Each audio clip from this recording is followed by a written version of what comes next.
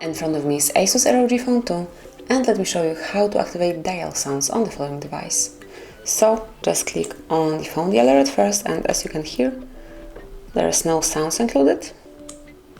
And then if you'd like to activate it, if you'd like to hear once some particular number, actually each of them is entered, just open the settings,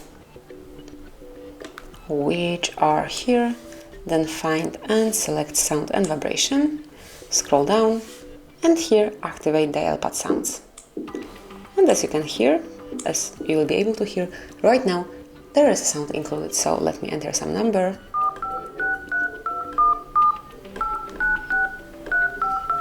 And this is it. So this is how you can smoothly and easily activate dial pad sounds. Thank you for watching. Please subscribe our channel and leave the thumbs up.